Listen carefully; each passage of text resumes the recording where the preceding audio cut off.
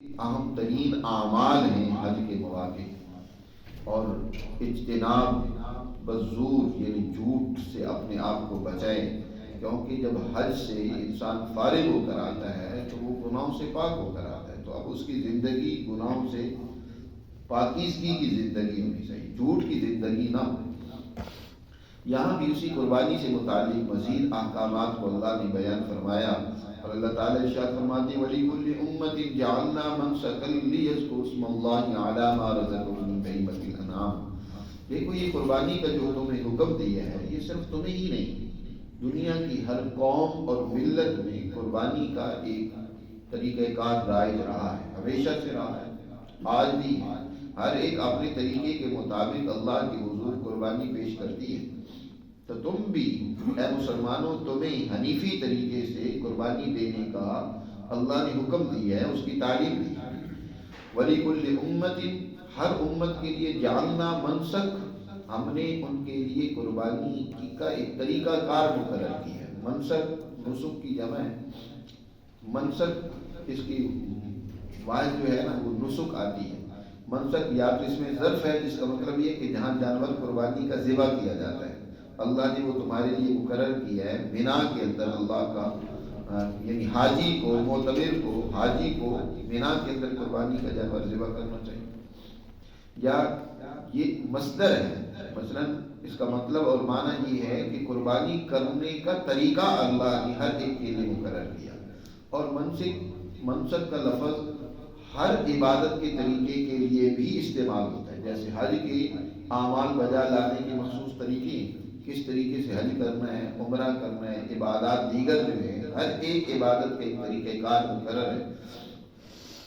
خود نبی کریم صلی اللہ علیہ وسلم نے فرمایا حج کے موقع پر جو آخری آپ نے حج ادا کیا، خذوا مناسککم، لوگوں مجھ سے اپنے حج کے طریقے سیکھ لو۔ خذوا مناسککم، تو وہاں مناسک کا لفظ حضور نے بولا، مناسک اس کی جمع نسک بھی آتی ہے، مناسک بھی اس کی جمع آتی ہے، تو فرمایا کہ ہر امت کے لیے ہم نے ایک طریقہ، یہاں قربانی کا طریقہ مراد ہے کہ قربانی کرنے کا طریقہ ہم نے مقرر کیا ہے۔ لِيَذْكُرُوا اسْمَ اللَّهِ عَلَىٰ مَا رَزَقَهُم مِّن بَهِيمَةِ الْأَنْعَامِ، جو اللہ نے پالتو بے زبان چوپائے عطا کیے ہیں، تو ان کو ذبح کرتے وقت ان پر اللہ کا نام لیں۔ لِيَذْكُرُوا اسْمَ اللَّهِ، تاکہ وہ اللہ کا نام لیں ان کے اوپر جو اللہ نے ان کو دیے ہیں بہیمۃ الانعام سے۔ بہیمہ کہتے ہیں بے زبان جانوروں، کیونکہ وہ اپنی بات سمجھا نہیں سکتے۔ زبان کا مطلب یہ نہیں ہے بے زبان ہونے کا کہ ان کی زبان نہیں ہے، زبان تو اللہ نے ان کو بھی دی ہے، لیکن جیسے انسان اپنا معافی ضمیر انسانوں کو دوسرے اپنے اپنائے جنس تک رکھ سکتا ہے، ان تک پہنچا سکتا ہے، ایسے اللہ نے ان کو عقل و شعور یا ایسی فہم و بصیرت یا ایسی نطق نہیں عطا فرمائی، اسی لیے ان کو بہیمہ کہا جاتا ہے۔ الانعام مراد اس سے پالتو جانور ہیں، لیکن اس سے مراد وہ جانور ہیں جن کی قربانی کرنے کا اللہ نے حکم دیا ہے۔ من بہیمۃ الانعام میں سے جب بھی ان کو ذبح کرو تو ان پر اللہ کا نام لو۔ نبی کریم صلی اللہ علیہ وسلم جب قربانی کا جانور ذبح کرتے تو یہ کلمات پڑھتے تھے، انی وجہت وجہی للذی فطر السماوات والارض علی ملۃ ابراہیم حنیفا وما کان من المشرکین، قل ان صلاتي ونسكي ومحياي ومماتي لله رب العالمين لا شريك له وبذلك امرت وانا اول المسلمين، بسم اللہ واللہ اکبر اللہم منک ولک۔ آپ صلی اللہ علیہ وسلم ان الفاظ کے ساتھ اس جانور پر چھری پھیرتے تھے، قربانی کرتے تھے۔ اچھا، ایک یہاں قرآن نے منسک کا لفظ ذکر کیا ہے، اس سے یہ بات بھی سمجھنا چاہیے کہ منسک مطلقاً قربانی کرنے کا جو طریقہ کار ہے اس کا ذکر ہے۔ حج کے موقع پر جو قربانی کی جاتی ہے اس کا آگے ذکر آ رہا ہے، اس کو بدن کہتے ہیں، جو حج کے لیے خاص طور پر جانور ذبح کرنے کے لیے لے جایا جاتا ہے، بدنا اس کو کہتے ہیں، جو بدن کہتے ہیں۔ تو یہ صرف یہ نہیں ہے، بعض لوگ جیسے کہ سمجھتے ہیں کہ قربانی کا حکم صرف حج سے متعلق ہے، نہیں، دنیا بھر میں مسلمان جہاں بھی رہتے ہیں تو جب قربانی کے ایام آتے ہیں تو ان پر لازم ہے اگر صاحب استطاعت ہیں تو قربانی کریں۔ خود نبی کریم صلی اللہ علیہ وسلم نے 10 سال مدینہ منورہ میں رہ کر آپ نے ہر سال قربانی کی ہے۔ آپ نے حج تو ایک سال ہی کیا، حجۃ الوداع، لیکن اس کے علاوہ ہر سال آپ صلی اللہ علیہ وسلم قربانی کرتے تھے اور اسی طریقے سے جانور ذبح کرتے تھے۔ اور فرمایا فَإِلَٰهُكُمْ إِلَٰهٌ وَاحِدٌ فَلَهُ أَسْلِمُوا، دیکھو تمہارا معبود ایک ہی ہے، اسی ایک کے نام پر جانور ذبح کرو اور اسی کے سامنے اپنے آپ کو سرنڈر کر دو۔ فَلَهُ أَسْلِمُوا، اسی کی فرما برداری کرو۔ مسلمان ہونے کا مطلب یہ ہوتا ہے اپنے آپ کو سرنڈر کر دینا، جھکا دینا،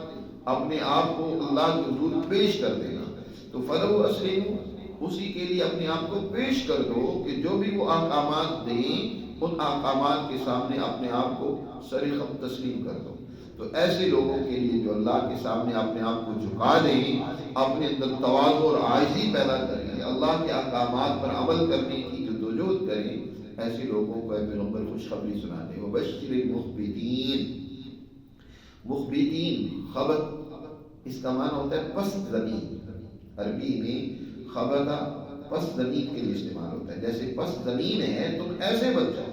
یعنی اپنے اندر تواضع پیدا کرو، عاجزی پیدا کرو، اپنے اندر رعونت، تکبر و غرور کو نکال باہر پھینکو۔ اسی سے اصطلاح استعمال کی ہے حضرت امام شاہ ولی اللہ رحمۃ اللہ علیہ نے کہ انسانی جو بنیادی اخلاق ہے ان میں سے ایک خلق اخبات الی اللہ کا ہے کہ انسان اللہ کے سامنے اپنے آپ کو عاجز اور بے بس کر دے۔ اور یہ بھی یاد رکھیں عاجزی کا مطلب صرف اللہ کے سامنے اپنی عاجزی ہوتی ہے، اپنے جیسے انسانوں کے سامنے اپنے آپ کو ذلیل کرنے کی اجازت نہیں ہے، ان کے سامنے اپنے آپ کو ذلیل کرتا رہے، لیکن یہ مطلب بھی نہیں ہے کہ ان کے سامنے تکبر کرتا رہے، ان کی تعظیم ہو، عزت ہو، ایک دوسرے کی عزت کرنی چاہیے، لیکن اپنے آپ کو کسی کے سامنے ذلیل کرنا، عاجز بنا کر پیش کرنا، اس کی اجازت نہیں ہے۔ چاہے کوئی بڑے عہدے والا ہو، مال و دولت والا ہو، کوئی بڑے منصب والا ہو، تو اس کے سامنے ذلیل کرنے کی اجازت نہیں ہے۔ اپنے آپ کو عاجز بنانا ہے، ذلیل کرنا ہے تو صرف اللہ کی ذات ہے، اس کے سامنے اپنے آپ کو عاجز بنا، ہاں دوسرے کی عزت کرو، اس کی توہین نہ کرو، حد کی عزت کی اجازت نہیں ہے۔ تو فرمایا اللہ کے سامنے عاجزی کرو۔ وبشر المخبتین، جو اللہ کے سامنے اپنے آپ کو بے بس بنا کر پیش کرتے ہیں، در حقیقت یہی لوگ ہیں جو اللہ کی طرف سے خوشخبری کے مستحق ہیں۔ یہ ہیں کون لوگ؟ ان کی مزید آگے صفات اللہ نے بیان فرمائی ہے کہ مخبتین کون ہوتے ہیں؟ الذین اذا ذکر اللہ وجلت قلوبہم، وہ لوگ ہیں کہ جب اللہ کا ذکر ان کے سامنے کیا جاتا ہے نا تو ان کے دل لرز اٹھتے ہیں، اللہ کی عظمت، ہیبت، جلال، اس کے مقام و مرتبہ سے ان کے دلوں میں ایک اللہ کا جلال پیدا ہوتا ہے اور وہ ڈرنے لگ پڑتے ہیں، ہیبت طاری ہو جاتی ہے۔ اللہ کا ڈر ایسا نہیں ہے جیسے کسی درندے کا ڈر ہوتا ہے یا کسی فرعون، نمرود اور بڑے ظالم متکبر کا ڈر ہوتا ہے۔ اللہ کا ڈر محبت لیے ہوتا ہے، اپنے اندر ڈر بھی ہوتا ہے اور اس کی محبت بھی ہوتی ہے۔ جیسے ایک بچے کو اپنے باپ کا ڈر ہوتا ہے کہ وہ مجھے ڈانٹ ڈپٹ کرے گا، لیکن یہ بھی جانتا ہے کہ وہ میرا باپ ہے، اس کی تعظیم بھی اس کے دل میں موجود ہوتی ہے، محبت بھی موجود ہوتی ہے۔ تو اللہ کا ڈر اور ہیبت اور عظمت اسی نوعیت کی ہونی چاہیے کہ انسان اللہ سے ڈرے اور ساتھ ساتھ محبت بھی ہو، کشش بھی ہو اللہ کی طرف۔ جیسے ایک معصوم بچہ اپنی ماں کی طرف لپکتا ہے، باوجود اس کے کہ بسا اوقات اس کی ماں اسے تھپڑ بھی مارتی ہے،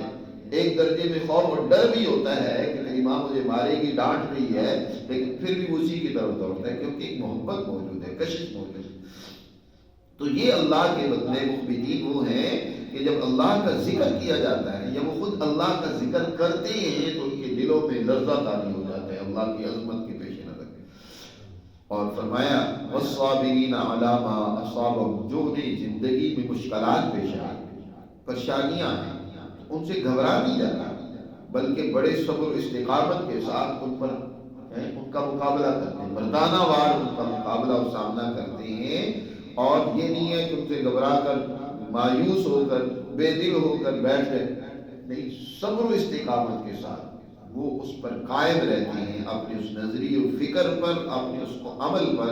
یہ ہے مخبتین والصابرین علی ما اصابہم۔ اور تیسری صفت یہ بیان فرمائی والمقیم الصلاۃ، نماز کو درست طریقے سے قائم کرنا ہے، نماز کو قائم کرنے والے، نماز کو قائم کرنا در حقیقت اس کے تمام لوازمات کے ساتھ جی، جو درست طریقہ ہے نماز کا، جماعت کے اہتمام ہو، اور اسی طرح اس کی جو دیگر فرائض و واجبات ہیں ان کی رعایت کرتے ہوئے نماز ادا کرے، اور پھر نماز کے مقاصد سامنے ہو، پیش نظر ہو کہ نماز کس طرح کی ہم میں اجتماعیت پیدا کرنا چاہتی ہے، ہم میں کیسے مساوات پیدا کرنا چاہتی ہے، تو اس کو سامنے رکھتے ہوئے وہ کیا کرتے ہیں، نماز پڑھتے ہیں۔ انسان کی تربیت کا سب سے بہترین ذریعہ نماز ہے، لیکن بشرطے کہ نماز کو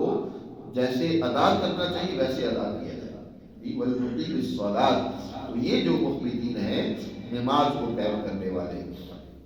وَمِمَّا رَزَقْنَاهُمْ يُنْفِقُونَ، اور اس کے ساتھ مالی قربانی بھی دیتے ہیں، اپنے مال میں بھی اپنے دوستوں، اپنے عزیز و اقارب، اپنے جیسے اپنے انسانوں کو شریک کرتے ہیں کہ جو کچھ ہم نے ان کو دیا ہے اس میں سے خرچ کرتے ہیں، یہ ہے مخبتین۔ تو ایسے مخبتین کو کہ جنہوں نے اللہ کی احکامات کو بجا لایا، اس کے سامنے اپنے آپ کو سرنڈر کر دیا، جھکا دیا، اور وہ اس طریقے سے اللہ کے احکامات کو بجا لاتے ہیں، تو ایسے لوگ در حقیقت کامیاب ہیں، دنیا میں بھی اور آخرت میں۔ وبشر المخبتین، یہ ان کے لیے اللہ کی طرف سے گویا کہ خوشخبری ہے کامیابی کی، دنیا اور آخرت کے اندر۔ اس کے بعد پھر اسی قربانی کا ذکر کیا، فرمایا والبدن جعلناها لکم من شعائر اللہ لکم، اور بدن کو، بدنا یہ کہتے ہیں موٹے تازے، بدن صرف موٹے تازے اونٹ کے لیے استعمال ہوتا ہے یا گائے بیل بھینس کے لیے بھی استعمال ہوتا ہے، اس میں اختلاف ہے علماء کے درمیان، فقہاء کے درمیان۔ امام شافعی رحمۃ اللہ علیہ تو فرماتے ہیں کہ بدن سے مراد صرف اونٹ ہی ہے، لیکن امام ابو حنیفہ رحمۃ اللہ علیہ اور فقہاء اور علماء کہتے ہیں کہ اس سے مراد اونٹ بھی ہے، اور گائے بیل وغیرہ جو دوسرے جانور جن کے دودھ وغیرہ اور گوشت وغیرہ کھایا جاتا ہے وہ بھی اس میں شامل ہے، یعنی بڑا جو جانور ہے وہ اس میں سے مراد ہے۔ تو بدن کو یعنی بڑے جانور کو جعلناہا لکم، اس کو ہم نے تمہارے لیے مقرر کیا، بنایا ہے کہ اس کا گوشت کھاؤ، اس سے فائدہ اٹھاؤ، ہے دودھ پیو، اگر ان کی مادہ ہے دودھ دے رہی ہے تو ہم نے تمہارے لیے ان کو جعلناہا لکم، اور ساتھ یہ بھی کیا خاص طور پر بدن کا، کیونکہ استعمال حج کے لیے جو لے جایا جانے والا قربانی کا جانور ہوتا ہے، بڑا جانور، اس کے لیے اس کا زیادہ استعمال ہوتا ہے، تو وہ اللہ کے شعائر میں سے، من شعائر اللہ لکم فیہا خیر، وہ اللہ کی طرف لے جانے والا اللہ کی نشانیوں میں سے۔ شعائر اللہ کے بارے میں کل بات ہوئی تھی کہ شعائر در حقیقت ان اعمال کو یا ان اشیاء اور چیزوں کو کہا جاتا ہے جو اللہ تک پہنچانے کا ذریعہ بنتی ہے، جیسے کہ بیت اللہ ہے، یہ اللہ کے شاعر میں سے ہے کہ اللہ کے ساتھ تعلق قائم کرنے کا ذریعہ ہے، قرآن مقدس ہے، انبیاء میں ہوتے ہیں، ہر پیغمبر جو ہے ان کی امت کے لیے کیا ہوتا ہے، شاعر ہوتا ہے، شاعر اللہ میں سے ہوتا ہے۔ ہمارے لیے جناب رسول اللہ صلی اللہ علیہ وسلم کی ذات گرامی اللہ کا شاعر ہے کہ ان کے ذریعے سے ہم اللہ تک پہنچتے ہیں۔ تو اسی طرح یہ قربانی کے جانور بھی در حقیقت انسان کو اللہ کی طرف لے جاتے ہیں، ان کی جب انسان قربانی کرتا ہے، اور اس سے یہ بھی معلوم ہوا کہ ان کا ادب اور احترام بھی ہونا چاہیے، قربانی کے جانور کا ادب بھی ہونا، اس کے ساتھ عزت سے پیش آیا جائے، اس کو اچھا کھلایا پلایا جائے، موٹا تازہ رکھا جائے، اس کو ایسے مارا پیٹا نہ جائے، نہ اس کو دکھ تکلیف پہنچائی جائے، بلکہ اس کی ہر چیز کی حفاظت کی جائے، کوئی اس کو کسی قسم کا نقصان نہ پہنچائے۔ اور یہی وجہ ہے کہ اہل عرب ہمیشہ قربانی کے جانوروں کی بڑی عزت کیا کرتے تھے، وہ عام طور پر ایسا کرتے تھے کہ جب کوئی قربانی کا جانور حرم میں لے جایا جاتا تھا تو اس کا تھوڑا خون نکال کر اس کی کوہان کے ساتھ، خون کی کوہان کے ساتھ مل دیتے تھے، اور اس کے گلے میں ہار پہنا دیتے تھے، یہ نشانی ہوتی تھی کہ یہ عام جانور نہیں ہے بلکہ اللہ کے نام پر ذبح ہونے کے لیے حرم پہنچ رہا ہے۔ چنانچہ اس کا نتیجہ تھا کہ ہر ایک انسان اس کا احترام کرتا، اس کی عزت کرتا تھا، جہاں سے بھی وہ گزرتا تھا لوگ اس کی تعظیم کرتے تھے کہ اللہ کے نام پر یہ ذبح ہونے کے لیے جا رہا ہے۔ اور اسے کوئی گزنت نہیں پہنچاتا تھا، بلکہ چارہ وغیرہ پانی وغیرہ کی جو بھی ضرورت ہوتی تھی وہ بھی اس کو مہیا کیا جاتا تھا، تو اس کی تعظیم کی جاتی تھی۔ تو یہ شاعر اللہ میں سے ہیں، ان کی تعظیم ہونی چاہیے، ان کی عزت۔ اب یہ بیت اللہ میں ذبح ہونے والا، حرم میں جانور ذبح ہونے والا جو شاعر اللہ میں سے قابل احترام ہے، لیکن یہاں ہمارے لوگوں نے کاروبار بنا لیے کہ اپنی گائیں اور بیل وہ چھوڑ کر ان کو بھی قابل تعظیم بنا دیا جاتا ہے۔ کتنے لوگوں کی گائیں کے ریوڑ چل رہے ہوتے ہیں، لوگ ان کی بڑی تعظیم کر رہے ہوتے ہیں، اور ان کو ان کے کھیتوں کو برباد بھی کر دیں تو کوئی ان کو روکنے ٹوکنے والا نہیں ہوتا۔ یاد رکھو یہ بھی شرک ہے۔ یہ اللہ نے جس کی تعظیم مقرر کی ہے اس کے مقابلے میں تم اپنی تعظیم قائم کرنا چاہتے ہو، اپنی ایک عظمت بنانا چاہتے ہو، یہ گویا کہ اللہ کا مقابلہ کر رہے ہیں۔ اس طرح کی غلط رسومات یا شرک کے یہ طریقے درست نہیں ہیں۔ اللہ نے جس کی تعظیم رکھی ہے وہی قابل تعظیم ہے۔ جیسے بہت سارے لوگوں نے جہالت سے اپنا کوئی مرکز بنا لیا، اپنی کوئی عبادت گاہ بنا لی، تو لوگوں کو دعوت دیتے ہیں، وہ کہتے ہیں کہ تمہارے لیے بیت اللہ سے یہاں پہنچنا زیادہ قابل ثواب اور اجر ہے۔ لوگوں کو وہاں بلاتے ہیں اور وہیں ان کا چکر لگواتے ہیں۔ اس طرح کے بھی جاہلانہ طریقہ کار لوگوں نے اختیار کری، تو یہ بھی شرک ہے۔ اللہ نے جس کی عظمت اور تعظیم مقرر کی ہے وہ اللہ کا گھر بیت اللہ ہے۔ اسی طرح جو قابل احترام و عزت ہے وہ جانور ہے جو اللہ کے نام پر ذبح کیا جائے، خاص طور پر جو وہاں حرم میں ذبح ہونے کے لیے لے جایا جائے وہ قابل احترام ہے۔ اس کو اللہ ارشاد فرما رہے ہیں من شعائر اللہ لکم، من شعائر اللہ، یہ اللہ کے شاعر میں سے ہے، لکم فیہا خیر، تمہارے لیے اس میں بہت بھلائی ہے، وہ تمہارے لیے بڑا کارآمد اور فائدے مند ہے۔ اللہ سے تعلق قائم کرنے کا بھی ذریعہ ہے، تم اس کی تعظیم کر رہے ہو اللہ کی نسبت سے، وگرنہ وہ بھی وہی جانور ہے۔ اب یہ مسجد میں لگائی جانے والی اینٹ، گارا، زمین وہی ہے جو عام زمینیں ہوتی ہیں نا، کوئی فرق تو نہیں ہے، اس میں بھی وہی مٹی لگی ہوئی ہے جو عام گھر میں لگی ہوئی ہے، وہی اینٹ لگا ہوا ہے، وہی سیمنٹ لگا ہوا ہے جو عام گھر میں ہے، لیکن اس دیوار کی اس جگہ کی اب نسبت ہوگی کس کی طرف؟ اللہ کی طرف، یہ اللہ کا گھر بن گیا۔ اب یہ قابل احترام ہے، قابل عزت، یہاں ادب کا پاس رکھنا ضروری ہے۔ تو جب کسی چیز کی نسبت اللہ کی طرف ہو جاتی ہے تو وہ قابل احترام بن جاتی ہے، وہ در حقیقت اللہ کی عظمت کی وجہ سے اس کی تعظیم بڑھ جاتی ہے، اس کی نسبت کی وجہ سے۔ تو اسی طرح عام جانور بھی جانور ہی ہے، لیکن جب آپ نے اس کی نسبت اللہ کی طرف کر دی کہ ہم اللہ کے نام پر اس کو قربان کرنا چاہتے ہیں، تو اب وہ قابل احترام بن گیا، قابل تعظیم بن گیا، من شعائر اللہ ہو گیا کہ وہ اللہ کے شاعر میں سے ہے۔ اور قرآن نے پیچھے کہا وَمَن يُعَظِّمْ شَعَائِرَ اللَّهِ فَإِنَّهَا مِن تَقْوَى الْقُلُوبِ، کہ جو اللہ کے شاعر کی تعظیم کرتا ہے، اس کی عزت کرتا ہے، تو یہ دلوں کے احترام، دلوں میں احترام اور عزت، اللہ کی عزت اور احترام ہونے کی نشانی ہے، گویا کہ اس کے دل میں تقویٰ موجود ہے، وہ اللہ کی عظمت اس کے دل میں موجود ہے۔ تو فرمایا لکم فیہا خیر، اس میں تمہارے لیے بڑی خیر بھی ہے، لہذا فاذکروا اسم اللہ علیہ صواف، اس پر اللہ کا نام لو، صواف، ایک پاؤں اٹھا کر۔ صواف عربی میں کہتے ہیں اونٹ کو ذبح کرنے کا جو طریقہ کار ہے وہ یہ ہے کہ اس کا بایاں پاؤں اٹھا کر باندھ دیا جاتا ہے اور 3 پاؤں پر، اگلے پاؤں کو ہاتھ کہتے ہیں، جانوروں کے اگلے پاؤں کو ہاتھ کہا جاتا ہے، جیسے کہ دستی یا ہتھیلی بھی دستی کہا جاتا ہے، بکرے کے گوشت اگلے پاؤں کو کہتے ہیں کہ دستی کا گوشت دے دو، یعنی دست کہتے ہیں ہاتھ کو، اس کے اگلے پاؤں بمنزلہ ہاتھ کی، تو اس کا گویا بایاں ہاتھ وہ کھینچ کر باندھ دیا جاتا ہے، اب وہ 3 پاؤں پر کھڑا ہوتا ہے، اب وہ دوڑ نہیں سکتا، قابو آ گیا۔ تو اب اسی حالت میں اس کے لبا پر جو ہے نیزہ مار کر اس کا خون بہایا جاتا ہے، جب اس کا خون پھر نکل جاتا ہے، اس کے اندر جان و طاقت قوت نہیں رہتی تو وہ کسی ایک پہلو پر گر جاتا ہے۔ یہ طریقہ ہوتا ہے اونٹ کو ذبح کرنے کا، نبی کریم صلی اللہ علیہ وسلم اسی طریقے سے اونٹ ذبح کیا کرتے تھے، اس کو عربی میں صواف کہتے ہیں کہ تم اس کے اوپر اللہ کا نام لو، صواف، صواف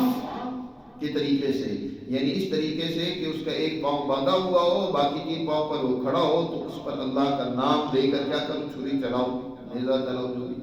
فَإِذَا وَجَبَتْ جُنُوبُهَا، پھر جب وہ اپنے پہلو پر گر جائے، اسی حالت میں نہیں کہ ابھی کھڑا ہوا ہے تو تم اس کا گوشت کاٹ کر کھانا شروع کر دو، نہیں، جب وہ گر جائے، اس کے اندر سے جان اور روح نکل جائے، کسی پہلو پر بھی گر جائے، تو اب فکلوا منہا، اس میں سے خود بھی کھاؤ، وَأَطْعِمُوا الْقَانِعَ وَالْمُعْتَرَ، اور قناعت پسند ضرورت مند فقیر کو بھی کھلاؤ، اور معتر اور سائل کو بھی کھلاؤ۔ قانع اس فقیر کو کہتے ہیں الذی یقنع فی بیتہ ولا یسأل، کہ وہ فقیر، وہ محتاج جو گھر میں بیٹھا ہوا ہوتا ہے، جو کچھ اس کو مل جائے اس پر قناعت کر لیتا ہے، کسی کے سامنے دستے سوال دراز نہیں کرتا۔ معتر وہ جو مانگتا ہے، جی سوال کرتا ہے۔ اس سے یہ معلوم ہوا کہ سائلی بھی اگر پتہ چلے کہ واقعی سوال کرنے والا ضرورت مند ہے تو اس کی بھی مدد کرنی چاہیے۔ آج کل تو بعض لوگوں نے اس کو کاروباری بنا لیا ہے، تو کوئی کاروباری ہو تو اس کے ساتھ تو نہ تعاون کرے، لیکن پتہ چلے کہ کسی نے سوال کیا، واقعی ضرورت مند ہے تو اس کی مدد کرنی چاہیے۔ تو یہاں قرآن نے کہا ہے کہ کھلاؤ کس کو؟ قاضی کو بھی کھلاؤ جو قناعت کر کے گھر میں بیٹھا ہوا ہے فقیر، اور معتر جو مانگ رہا ہے، سائلی ہے، سوال کر رہا ہے، اس کو بھی کھلاؤ اور خود بھی کھاؤ۔ سب سے پہلے تو فرمایا فَكُلُوا مِنْهَا، اس میں سے خود بھی کھاؤ، خود بھی کھانے، قربانی کا گوشت خود بھی کھائیں، ضرورت مندوں میں تقسیم کریں۔ كَذَلِكَ سَخَّرْنَاهَا لَكُمْ لَعَلَّكُمْ تَشْكُرُونَ، دیکھو اس طریقے سے ہم نے ان چوپایوں کو تمہارے تابع کر دیا۔ دیکھو بڑے بڑے طاقتور اونٹ، اگر اللہ سبحانہ و تعالی اس کو سرکش بنا کر تمہارا دشمن بنا دی، وہ دیکھ بھی رہا ہے کہ تم چھری لے کر اس کی طرف بڑھ رہے ہو، اس کی گردن کاٹ رہے ہو، وہ دیکھ رہا ہے، وہ ایک ہی پاؤں تمہیں رسید کرے، تمہاری ضرورت نہ ہو قریب آنے کی، وہ تم پر حملہ آور ہو سکتا ہے۔ لیکن اللہ نے کس طریقے سے ان کو تمہارے تابع کر دیا ہے کہ وہ سب اپنی آنکھوں سے دیکھتے ہوئے کوئی مزاحمت نہیں کرتا، وہ ذبح ہو جاتا ہے۔ یہ اللہ نے چوپایوں کو، جانوروں کو تمہارے تابع کر دیا ہے، لہذا تم اس کا شکر ادا کرو۔ لعلکم تشکرون، کہ بڑے بڑے جانور تم نے ان کو قابو کر رکھا ہے، اور وہ تمہارے مختلف کام کھانے کی کام آتے ہیں، ان کی کھال سے لباس بناتے ہو، ان کی ہڈیوں کو اور مختلف کاموں میں استعمال کرتے ہو، ہر چیز سے فائدہ اٹھاتے ہو، تمہیں اللہ کا شکر ادا کرنا چاہیے۔ اور ایک بات اور بھی یاد رکھو، اللہ کو مقصود یہ جانور ذبح کرنا نہیں تھا، جی جیسے مشرکین زمانے جاہلیت میں کیا کرتے تھے، وہ جانور ذبح کرتے تھے اور اس کا خون بیت اللہ پر مل دیتے تھے، گوشت اپنے بتوں کے پاس جا کر رکھ دیتے تھے، جی گویا کہ اس سے بتوں کا غیظ و غضب ٹھنڈا ہوگا، اور اسی طرح ان کے نام پر جانور ذبح بھی کیے جاتے تھے۔ تو اللہ نے فرمایا کہ دیکھو یہ جو تم نے جانور ذبح کیا ہے، یہ خون بہانا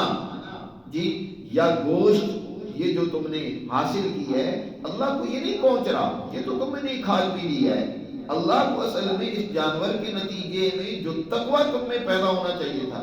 جو اللہ کی عظمت پیدا ہونی چاہیے تھی، جو اس کے حکام کی بجا آوری کے نتیجے میں تمہارے اندر جو ہے اللہ کی اطاعت کا جذبہ پیدا ہونا چاہیے، اللہ اس کو دیکھ رہا ہے، یہ تقوی ہے۔ اس تقوی کو اللہ دیکھتا ہے، اس لیے فرمایا لن ینال اللہ لحومها، ہرگز اللہ کو نہیں پہنچتا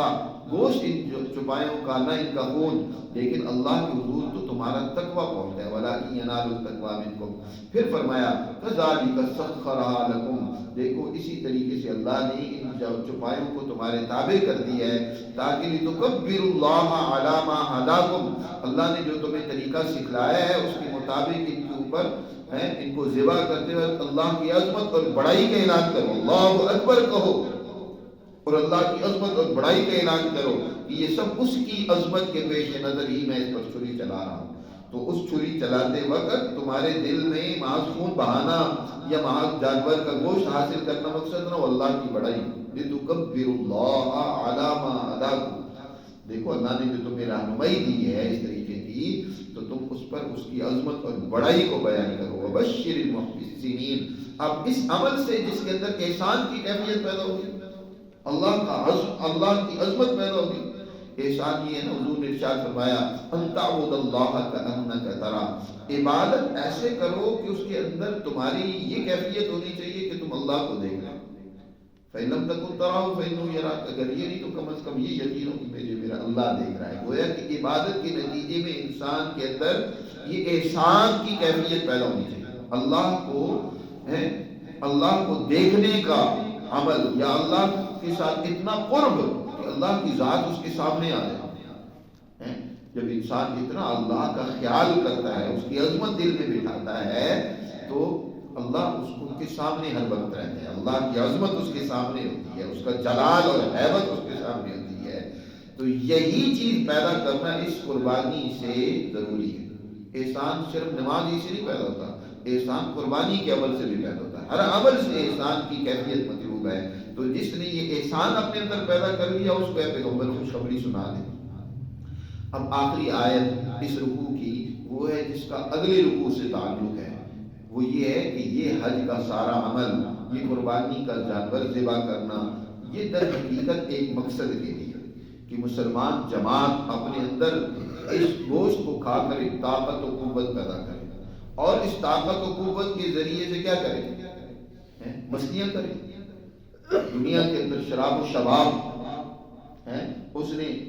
اختیار کرنا ہے۔ لوگ آج غذائیں کھاتے ہیں، بڑی بڑی مقوی طاقت والی غذائیں کھاتے ہیں، پھنجے کے پائے کھاتے ہیں۔ ہمارے ایک وزیر اعظم صاحب وہ کہتے تھے، ان سے جب سوال کیا گیا نا کہ آپ کی سب سے بڑی خواہش اور تمنا کیا ہے، جی وہ کہتے ہیں میں جوان ہو جاؤں، اور جوان ہو کر کیا کرنی؟ مستیاں کرنی۔ تو یہ جو اللہ نے تمہارے لیے جانور رکھے، ان کا گوشت رکھا ہے، تو یہ کھا کر تم طاقتور ہو جاؤ گے، تو پھر کیا کرو گے؟ قرآن نے کہا ان اللہ یدافع عن الذین آمنوا، دشمن کا مقابلہ کرنا ہے، ظالم طاغوتی طاقت اور قوتوں کا مقابلہ کرنا ہے، جنہوں نے دنیا میں ظلم و ستم کا بازار گرم کر رکھا ہے، ان کے مقابلے میں میدان کارزار میں اترنا ہے۔ اور دیکھو جب تم میدان کارزار میں دشمن کے سامنے اترو گے تو اللہ کی نصرت، تائید اور مدد تمہاری شامل حال ہوگی۔ اللہ تمہاری مدد کرے گا، دشمن کی طرف سے تمہارا دفاع کرے گا۔ مقابلہ دشمن سے جب تمہارا ہوگا تو اس وقت اللہ تمہاری مدد کرے گا۔ یہ نہیں ہے کہ تم گھر بیٹھے رہو اللہ مدد کرے، دشمن کے مقابلے میں اترو، یدافع عن الذین آمنوا، پھر اللہ کی تائید و نصرت تمہیں حاصل ہوگی۔ اور یاد رکھیں اللہ لا یحب کل خوان کفور، اللہ ایسے لوگوں کو پسند نہیں کرتا جو بددیانت ہو، جو ناشکرے ہوں، اللہ کے احکامات اور قوانین کی پرواہ نہ کریں، ایسے لوگ اللہ کو پسند نہیں آتے۔ اپنے آپ کو خیانت سے، ناشکرے پن سے بچاؤ۔ ان اللہ لا یحب کل خوان کفور۔ تو اس طریقے سے اللہ سبحانہ و تعالی نے ان آیات مبارکہ میں حج اور قربانی کے اعمال سے جو اصل مقصود ہے کہ انسان کے اندر یہ جرت پیدا کرنا کہ وہ ظالم طاغوتی طاقتوں اور قوتوں کا مقابلہ کر سکے۔ اگلا رکوع اس حوالے سے بڑی تفصیل کے ساتھ اس میں اللہ کے یہ احکامات آ رہے ہیں، جس میں جنگ کرنے، قتال کرنے کی اجازت دی گئی اور ظالموں کے خلاف لڑنے کا حکم دیا گیا۔ اس پر انشاءاللہ تفصیلی گفتگو اگلے درس میں ہوگی۔ اللہ ہمیں سمجھ